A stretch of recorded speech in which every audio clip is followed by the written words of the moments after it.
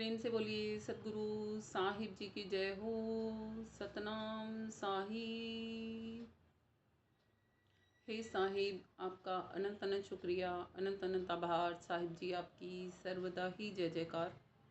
आदरणीय सर्व संतों की जय हो। उपस्थित आदर के योग्य सभी जीवात्माओं को मेरा नमन। सतनाम साहिब। आप सब में बैठे परम पिता परमात्मा को शत शत नमन। भजले नाम सवेरा कोई नहीं तेरा, जगत बेगाना है, जगत बेगाना है। क्या समझा रहे हैं साहिब कि भज ले, उठ जा ए आत्मा, जग जा, चेत जा, संतों की शरण में जा और भजन बंदगी सीख कर सुबह सवेरे ही नाम भजन करने लग जा। क्यों? क्योंकि नाम भजन का वायदा करके हो आया भव पार था। परमात्मा से वादा किया था कि भजन बंदगी करूँगा तेरी। गर्भ में ये वादा करके आत्मा संसार में आते ही भूल जाती है। क्यों भूल जाती है? क्योंकि उसे कोई जगाने वाला मिलता ही नहीं है। और जब जगाने वालों का संग मिलता है तब तक ये आत्मा इतनी संसारी बन चुकी होती है कि जल्दी से जगती भी नहीं है ना। अब ये सोच लो कि जगना चाहिए कि नहीं जगना चाहिए। मालिक ने तो सीधा सीधा बता दिया कि भजले नाम सवेरा कोई भी नहीं है तेरा। क्यों नहीं है कोई भी हमारा? नित्यानंद जी महाराज बताते हैं, झूठे सुख को सुख कहे, झूठा सुख है ये की है। झूठे सुख को सुख कहे, मानत है मन मोद, जगत चबेना काल का, कुछ मुट्ठी कुछ गोद। सबने यहाँ पर पॉपकॉर्न खाए होंगे ना, मक्की खाई है ना? मक्की खाई है आप सबने? मक्की के दाने होते हैं हमारे सामने कटोरे में रखे हुए। हम क्या करते हैं, उनको थोड़े सो को हाथ में ले लेते हैं। हाथ में लेते हैं और क्या करते हैं, एक एक दाना उठा के,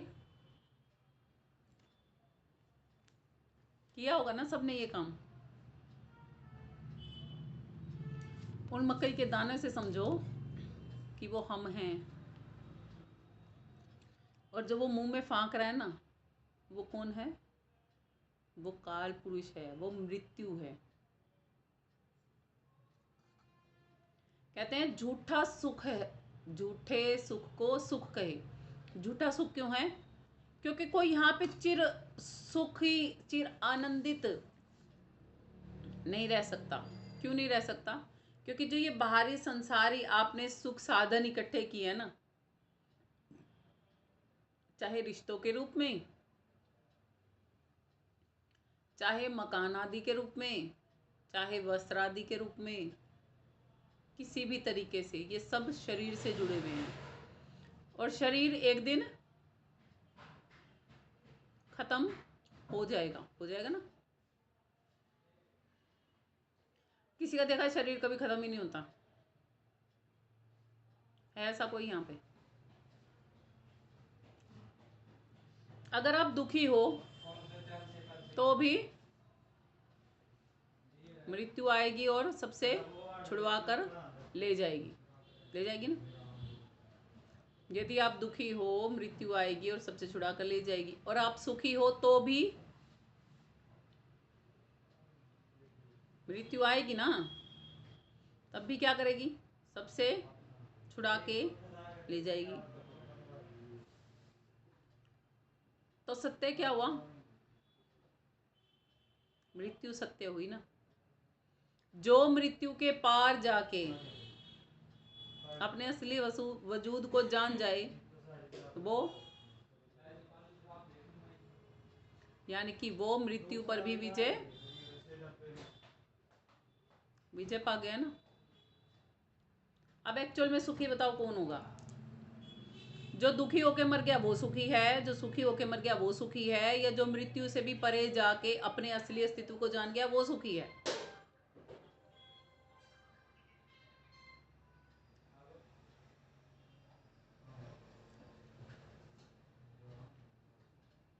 दीदी जो अपने असली अस्तित्व को जान गया मृत्यु से परे जाके, तो वो सुखी है।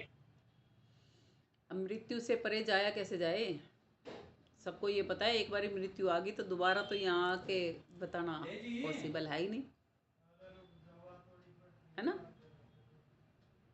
संत जन जो होते हैं ना, जो एक्चुअल में संत होते हैं,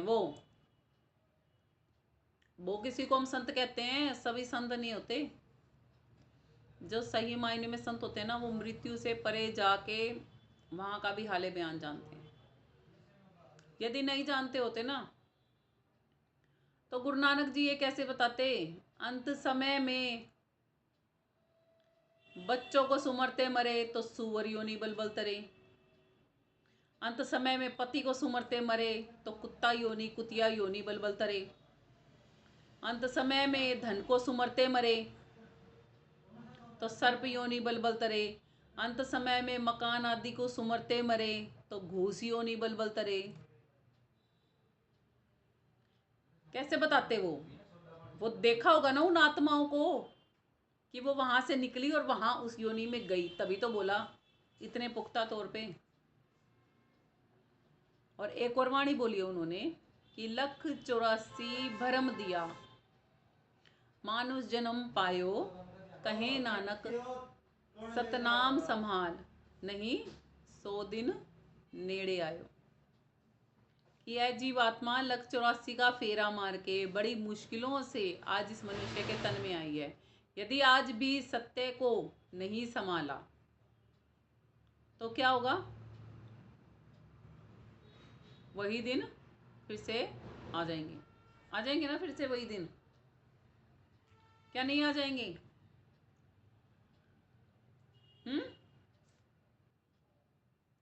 तो देख लो, वही दिन लाने हैं या भक्ति करनी है?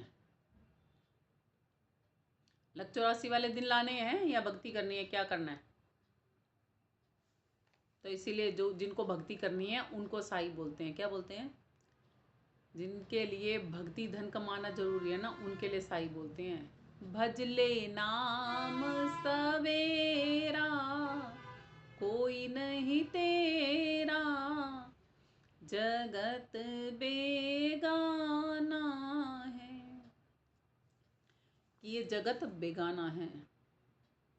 भजन करन को आलसी और भोजन को होशियार, तुलसी ऐसे जीव को बारंबार धिक्कार। कि भजन तो दिन में एक भी बार नहीं, कि भजन करन को तो आलसी हैं, आलस चढ़ता है हमारे अंदर में। और भोजन दिन में यही नहीं पता, लोग 3-3 बार तो नॉर्मल है, सुबह दोपहर शाम।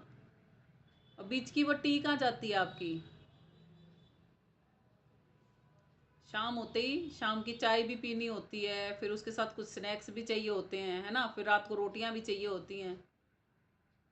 4-4 5-5 टाइम का भी नहीं पता होता। बहुत से लोग तो सुबह सवेरे खाना जल्दी खा लेते हैं ना, जो नाश्ता जल्दी कर लेते हैं, उनका तो 11-12 बजे फिर भूख का टाइम हो जाता है, 2:30-3 बजे फिर भूख का टाइम हो जाता है, 5 बजे फिर भूख का टाइम हो जाता है, रात को 9 बजे फिर भूख का टाइम हो जाता है। उनके तो 5-5 टाइम चलते हैं। जैसे नमाज पढ़ते हैं ना मुसलमान लोग 5-5 टाइम, वैसे उन लोगों का 5-5 टाइम भोजन चलता है। तो तुलसी साहिब जी कहते हैं भजन करन को तो आलसी, कि परमात्मा का भजन तो 5-5 टाइम से क्या, एक टाइम भी नहीं किया। और भोजन को हर समय तैयार। तो तुलसी साहिब जी कहते हैं ऐसे जीवों को तो बारंबार धिक्कार है। और नानक जी भी कहते हैं यही बात है, जीना खाने पीने नू, है जीना खाने पीने नू, नहीं जीना खाने पीने नू, लख लानत ओ कमीने नू, जेड़ा खांदा पींदा मर जांदा। कहते हैं जीवन जीने के लिए खाना जरूरी है। ये नहीं कहा संतों ने कि खाओ ही मत।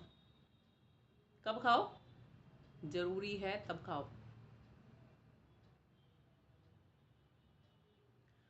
नहीं जीना खाने पीने नू, खाने पीने के लिए जो लोग जी रहे हैं ना, वो कोई जीना जीना नहीं है। क्या कह रहे हैं उनको? लख लानत ओ कमीने नू, हजारों बार लानत है ऐसे कमीने लोगों को।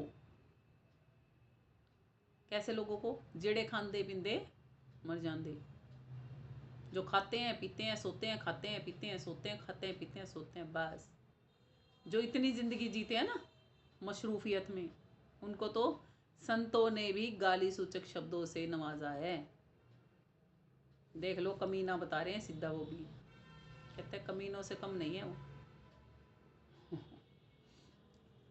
अब मर्जी हमारी है कि हमने क्या करना है, भजन करना भी है या नहीं करना है ना।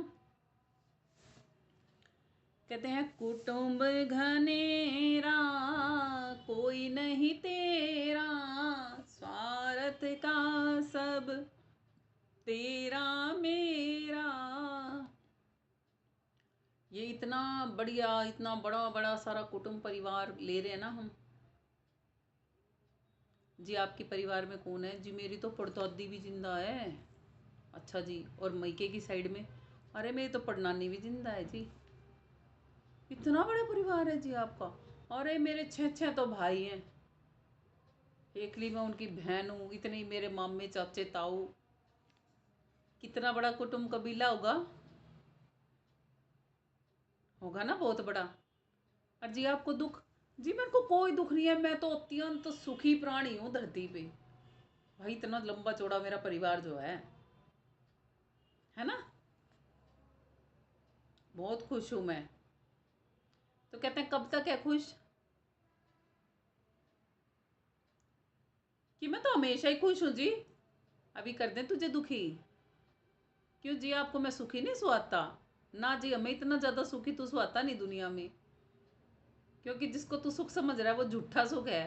तेरे प्राण पखेरु निकाल लें शरीर में से, फिर तू खुश होकर दिखा, निकाल लें, फिर तू दुखी नहीं होएगा। तू तो 184 में जाके दुखी होएगा, और तेरे घर के तने तेरी लाश ना वो पीट पीट के दुखी हो लेंगे। तेरे मृतक शरीर पे रो रो के दुखी हो लेंगे बेचारे। आधा का तो होश हुए निकल जाएगा, क्योंकि जिसकी दादी पड़दादी पता नहीं कौन कौन जिंदा हो, तो वे तो आप पे ही नहीं मर लेंगे। ये हमारी आँख आ गए थे, हमारा चिराग चला गया, है ना, वही आधे हो जाएंगे ना वे तो। हमारे तो जीने का फायदा क्या है? रामन ने ठा लेंदा, मेरी तो उम्र हो रही थी उठन की, इस बालक तक क्या ठा लिया।